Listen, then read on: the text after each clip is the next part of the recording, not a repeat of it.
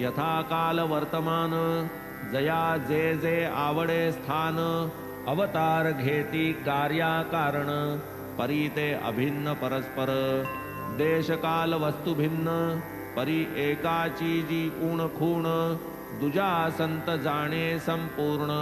अंतरी एकपण सकळिका जैसी सार्वभौम राजाची ठाणी वसविली असती ठिकठिकाणी तेथ तेथ अधिकारी नेमुनी अबादानी संपादिती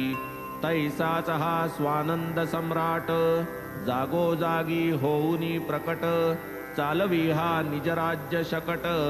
सूत्रे अप्रकट हालवी एकदा एक आंग्ल विद्या विभूषित